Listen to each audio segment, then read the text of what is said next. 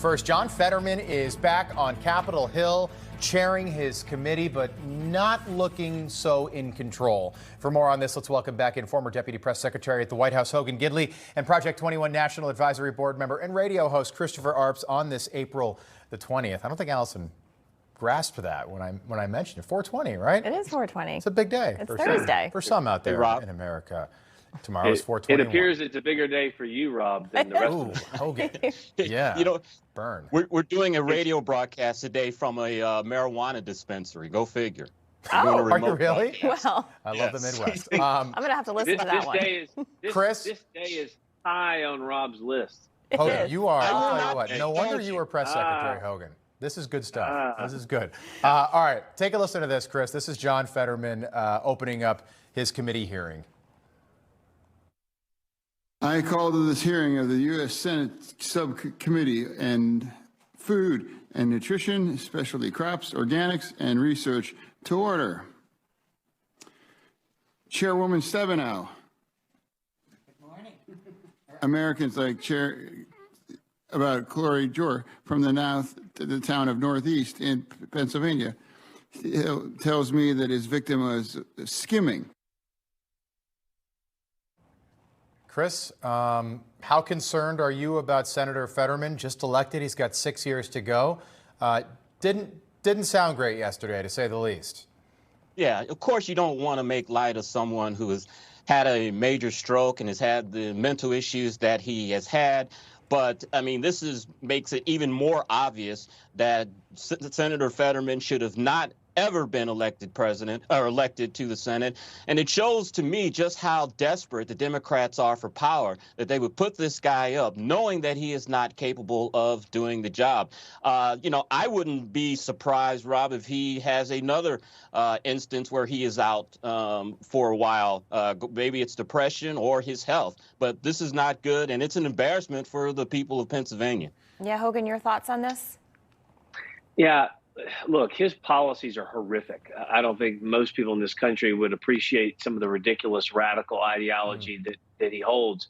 But when you see something like this, your heart just breaks for him, and it makes you wonder, as Chris just said, the insatiable appetite of the left to gain and maintain political power puts people like John Fetterman, who need to be home and resting and recovering from a stroke, in the spotlight, just to hold on to some semblance of power in a chamber in Congress. The whole thing just really does break your heart. The people of Pennsylvania aren't being served well with John Fetterman there, but also it just kind of exposes how much the left craves that grip on power to put someone like John Fetterman, who has serious health risks for the future and complications currently in political office. Yeah, and it points out a wider issue. You look at what's going on with Dianne Feinstein, 89 years old, senator from California. Joe Biden, our 80-year-old president. People have had questions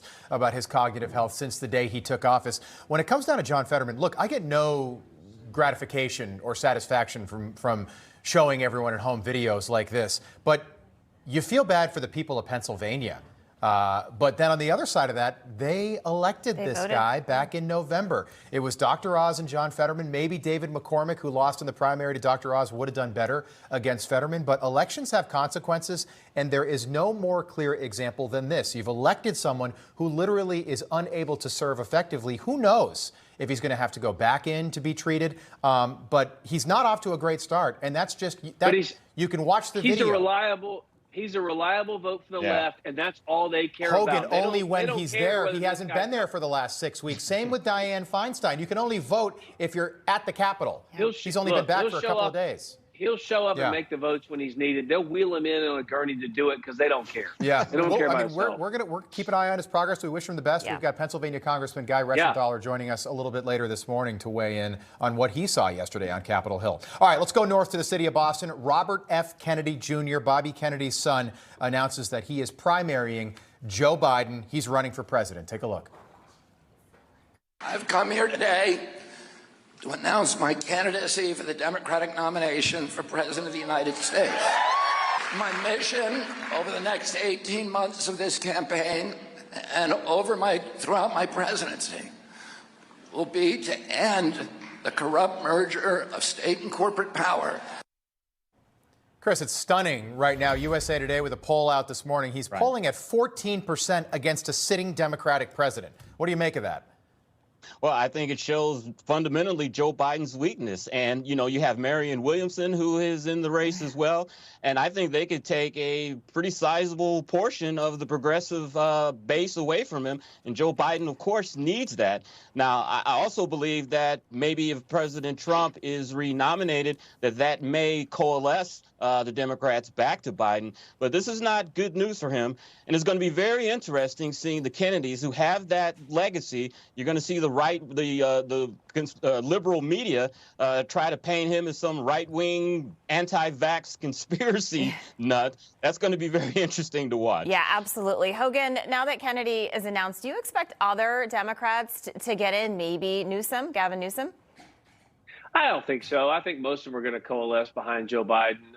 But I do think Kennedy's announcement's interesting because what he's talking about doing is exposing some of the corruption in Washington, D.C., the corruption between, as he just pointed out, you played in the clip, between, the elected officials and corporate powers.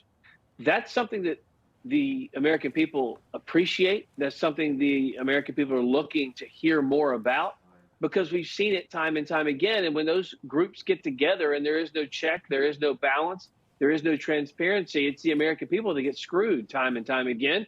And I think a lot of us are sick of it. So I think there will be a portion of the Democrat Party that resonates to that. Now, if he turns his ire and his investigatory brain onto the Biden corruption scandal, of which there are many at this point, then we're really going to see a dogfight on the left for political power, and I'm all here for it. I'm popping popcorn. And by the way, he's been a frequent guest. He has a throat condition, so sometimes it's difficult to understand him when he speaks, but he's been a frequent guest on Newsmax. I know the family history. Uncle was president. Dad was a senator and attorney general, ran for president, was killed while he was running. 1968, Bobby Kennedy, Ambassador Hotel, Los Angeles, California. I would not be surprised, or I wouldn't have been surprised, if he ran as a Republican or an independent and not a Democrat, and just the statement that would have made in and of itself. Hogan, quick question for you, follow-up here. DeSantis tried to bury her. This is the New York Times. Now she's helping Trump try to bury him. Susie Willis helped Ron DeSantis become governor of Florida. He turned against her and banished her from his orbit. Donald Trump was all too happy to bring her in from the cold. Do you expect to see more of this poaching from both sides? This is smart politics by Trump. Oh, absolutely. Look, Susie Wiles is a historic figure in Florida. She is a savvy political mind. She's tough, she's smart, but she's also willing to stay behind the scenes. She's not clamoring for the spotlight. She's not trying to take any type of cachet away from the president or build or profit her name off of his. She just wants to work and get people elected. People credit her with the state of Florida winning or going for Donald Trump in 2016 and again in 2020. I would disagree with that. I think it's myself and Pam Bondi on the boat parade. That's pretty clear. But Susie Wiles is an incredible political mind, and I'm glad she's with the president. She's working for Trump. Anybody from DeSantis' camp reaching out to you, Hogan? No, I've not had a conversation with anybody. You can't say, or you can't say? I just said no. Yes. I just said no. All right, we'll pick this back up top of the hour. Looking forward to it.